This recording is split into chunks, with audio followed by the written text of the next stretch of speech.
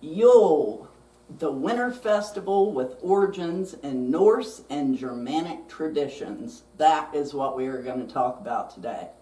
Now, it marks the longest night of the year and symbolizes the return of light and rebirth. Traditionally, Yule involved feasting, sacrifices, which we do not do even of animals, I'm a vegetarian, and honoring the gods, particularly Odin and the wild hunt. I'll tell you about the wild hunt in a little bit.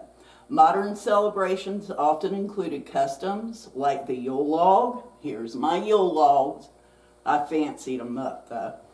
And Yule Goat and Yule singing, reflecting its roots in pagan customs and its connection to the will of the year.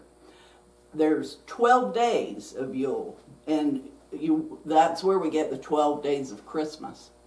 At least I have always thought that. I haven't actually looked it up, but 12 days of Yule, 12 days of Christmas song, I think it's right. And it's celebrated from January 21st, which is the Winter Solstice, to December 21st. Did I say January? Okay, I meant to say December 21st, which is the Winter Solstice, to January 1st, which is our New Year Day. Each day carries its own significance and rituals, often reflecting themes of family, nature, and spirituality.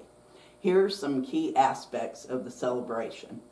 The first night is Mother's Night. And so with that, you've got Frigga and Freyja, and because they are the female entities, or, the female goddesses. And the rituals may include lighting candles and making offerings. And I'll tell you about that in a little bit too. And that would be December 21st, your first day of Winter Solstice, or first day of Yule. In the celebration of family, many days focus on family gatherings, expressing gratitude for loved ones, and sharing meals together, which traditionally are Christmas dinner, Christmas Day. But in Yule, it's basically the same thing. Honoring nature is the third day. Participants often engage in rituals that celebrate the natural world, reflecting on cycles of life, death, and rebirth. And 4, the rituals and offerings throughout the 12 days. Various rituals may be performed, including making offerings to deities and ancestors, lighting bonfires, burning Yule logs, which symbolize warmth and return of light. And your food offerings the offerings of food can be fruits, nuts, and other seasonal items that are believed to have special significance for Frigg, Freyja, and Odin. Flowers, they love, Frigg and Freyja love daisies, clovers, and then other natural symbols of fertility and abundance can be used for them too. Herbs like sage and rosemary can be used in offerings to Odin, symbolizing wisdom and protection. And the candles can be used to represent the light and warmth of the coming days, and can be offered to Frigg, Freyja, and Odin. Green represents new growth and prosperity. Red, willpower, courage, and birth. White, purity, protection, and light. And you can anoint those candles with frankincense. That's always a good one. Frankincense has been around forever. And it was one of the gifts. So many people don't realize this. For Christmas, it was one of the gifts for baby Jesus from the 3 wise men. So it all kind of intertwines together. One wise man brought him frankincense, the other brought him myrrh, the other brought him gold. And I'm shocked, really, at how many people don't know that. So I just thought I'd throw that in, just so you would know. Okay, so blessings, offerings can also include blessings and prayers that invoke the qualities of Frigg, Freyja, and Odin, such as love, fertility, and protection. These offerings can be made in various forms, such as food, flowers, herbs, candles, or blessings, and can be placed in dedicated bowls on the altar. I picked a horn bowl because they were all about, the different, using every parts of the animal and stuff. So I picked that horn bowl. And let's see, recognizing the significance of each offering to the deities and spirit of Yule. Now, Loki, which I have so many people that love Loki. To me, he's too chaotic for my tastes. I'm sure somewhere he's a really good guy. But Loki is honored during Yule too on the 4th day of Yule. It's the celebration is held to honor Loki by symbolizing his dynamic Norse mythology, which I don't know why they call some of this mythology when it happened. This day is often marked by a silly feast. Remember, the 4th day, where participants engage in animal disguises, wear masks, dress up, like an animal of some kind, a cat or a wolf or snake. You could probably do that too. And let's see, and the revelry reflecting Loki's mischief and the spirit of Yule. And he is pretty mischievous. Now the thing of it is, a lot of people watch like movies about Odin, Freyja, Loki, or comic books about them. If you really are interested, find out the facts, because most of those don't even come close to being the facts. Even on the History Channel, which my ancestors, Ragnar and Snake in the Eye, and all them, they made the show Vikings about them, but it was so off. Rollo, it was from a different century. Snake in the Eye did not die by his brother's hand, stuff like that. So you've got to find out the facts. Don't just watch a movie and think that this is what it's all about, because it's not. They make stuff so that for entertainment, picking out a few facts here and there. So that's just something that really gets to me. Occasionally it's like, if you're going to make it true to life. That's what I want to see. Don't just make up stuff to throw in there. So anyway, back to it. Let's see, I've got to see where I left off here. Yeah, okay, now we're talking about the wild hunt. I told you we'd talk about the wild hunt. The wild hunt in Viking traditions held that the god Odin led a hunting party through the sky during the winter solstice, and so the bonfires were lit to guide his way. The burning of the Yule Log was also a symbol of the return of the sun and the lengthening of the days. The Yule Log would burn in the hearth for several days, providing warmth and light during the darkest time of year. The Vikings believed that the winter solstice was a time when the barriers between the worlds of the living and the dead were at their thinnest. They would leave offerings of food and drink for their ancestors, and some even believed that the spirits of the dead would come back to their homes to celebrate with them. And they probably did. The pagan festival of Yule was eventually merged with Christian traditions when the Vikings converted to Christianity. Many Yule traditions, such as the Yule Log and gift giving, were incorporated into Christian celebrations, which are observed today. And then we've got reflection and renewal. The period is also a time for personal reflection and setting intentions for the new year and connecting with the spiritual aspects of life. Now, I don't want to leave out Thor. Thor is can be honored with the burning of the Yule log because of, they say that that is his, the powers of Thor are in the Yule log burning. Even though, I think he's a lightning, so I don't think it matters on that, just his power. And the pagan festival, I already read that, and I read that. So I get myself all messed up. I write these notes so I won't forget to say something, and I usually skip over some stuff anyway because I get to talking about stuff. But stuff like this, it's like I will do a show, and then I'll say, oh man, I forgot to tell them about this. And that's why I started writing myself long notes, but I think sometimes they're too long. For me, it's like, now I've messed up and don't know where I was. But here we go.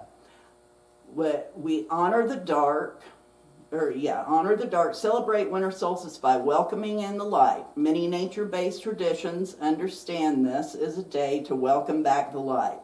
Since the autumn equinox, roughly 6 weeks ago, at the time of Yule, the hours that sunlight has been cast across northern hemisphere have diminished. Daylight has dwindled, but don't forget that the light doesn't actually return the day after winter solstice. So use the day to create a winter solstice ritual around honoring the deep sacred darkness. Use only candles to light your space for the day, starting with the candlelit breakfast and finishing with candles by your bedside. Taking less artificial light in through your eyes and skin will help attune you to this dark day. Avoid reaching for the switch, and how about avoid screens for a real change? That means no cell phones and no TVs, that type of thing. And you may find you do much less and bedtime becomes much earlier than normal. This is the point. Invite Old Mother Dark into your life. She will offer you the rest and replenishment your body and soul needs. And then light a solstice fire and make it into a ritual of release. Gather some dry wood to burn and invite a few friends and neighbors around to join you. Enjoy the sight and sound and heat. Winter solstice rituals are a celebration. There is a unique beauty to every fire that's lit. If you tend to get low moods in the winter season, if you feel sad, depressed, drained, then try gathering in community around a fire. Your friends, anybody that you can to come join you in this fire. It gives you something to look forward to and something to make you happy. The warmth of the fire on your face just gives a good type of vibe there. It's a really powerful way to cultivate the hope and warmth to see us all through the colder, darker days. And then you can write on paper something that you want to release and put behind you and toss it in the fire to burn it away. That's like, I will not eat so much anymore. Boom, throw that in the fire. Because that's been my problem lately. I'm eating too much. And y'all can probably see from the beginning when I started this to now, I just keep gaining weight, I watch my husband eat and I'm gaining weight. But, it's just the facts of my life. And then when the fire is done, save a piece of the charred wood for starting the next year's Yule fire. So that's all, when it's out, grab a piece of that wood, and that will help you start your next year's Yule fire. It's a good idea, I think. And make a holly crown. Holly is very protective from evil spirits that may lurk in the dark and stuff like that. Put sprigs of holly around your home, too. And then add some greenery, holly, ivy, fir, pine, or other evergreen leaves to symbolize the eternal circle of life. Red orange, yellow, gold candles, and fresh or dried oranges to symbolize the fiery orange sun, frankincense, resin or oil, and then images, carvings, statues of the sun, if you have any around, because you're wanting to bring in that sun. Bell, and I put my bell, there it is. Here's my little bell. What? Because the bell's ceremonial tools for driving out negativity and clearing spaces. Okay, no negativity there. Then winter nuts to symbolize the seeds of Mother Earth buried in the dark soil. See, a lot of this stuff I didn't bring around here because I don't have, but I do have pine cones, and there's things in this. This is actually something I use every year. These pine cones came from Virginia when I went on vacation there. And I'm a nature person, so I said, ooh, pine cones. So I just picked them up, and then I put some candle wax on them and glitter. The logs are from my Christmas tree. So, I'm using them for Yule logs now. And let's see, baked bread, drink mulled wine or cider with friends or family, and bake your bread and have all those good things going on. Now, here is something that you can do at any time of year. Oh, there we go. This is a piece of citrine. You can use citrine or quartz, makes the best ones. But you can cleanse with the salt, or in the moonlight, your crystal. Just hold it, and it's got to be raw though. The raw stone, and probably any raw stone would do. But quartz or citrine are just some of the best for programming what you want into the stone. And how you do it is you hold it in your hand, and I just hold it in my hand like this, and then tell it what you want. State out loud your intention, that it's clear and cleansed of all previous programs, at which this one hasn't been programmed yet, but you'll always want to clear it once you've programmed it, unless it's for success, and then you just want that to take you all the way through life. But to program it, all you have to do, and you can do this, like I said, at any time. The equinox is very special on any equinox. Full moons, new moons, you can do that with those two. But this is just something you'll definitely want to do for Yule on the actual first day of winter solstice. And hold it in your hands. And then say out loud, I program this crystal to bring me success. And that's what I have programmed my crystal for. And like I said, if you don't want it, now you can carry that crystal around with you if you want to, or put it on your altar. I myself am putting this on my altar at home. It's been programmed, and it's going to do me good. And I don't know if I'll ever deprogram it. I just want to be successful all the time. I think we all do. So winter solstice is a wonderful time to make offerings to the nature spirits of your land. If there's a beautiful tree you walk past every day, or a favorite spot in a local park, a riverbank where you swim in the summer, or just a riverbank where you fish, or just a general, what area in nature makes you happy. All of these places in nature have guardians, spirits, and devas who keep these places holy and the grids intact. When sunlight and temperature are low, it's an ideal time to honor these beings across the veil by leaving an offering. See, they're not in our realm, they're in a different realm, but yet they're there. And suggestions for this would be a slice of winter solstice cake, a small beaded charm, a crystal, maybe one you have already programmed with love and positive intent. So get you a little piece of rose quartz and program it for love and positivity. And then lay that there. A piece of honeycomb, a piece of ribbon or fabric tied to a tree branch. And that, you know, that will bring you peace. It will bring the nature spirits peace and love, and they'll keep doing what they're doing there. Here's my incense burners for the frankincense and myrrh incense. Chose the raven because Odin and his raven, and the cat for Freyja because she is a goddess of cats. And frankincense and myrrh incense, you know, stick incense is fine.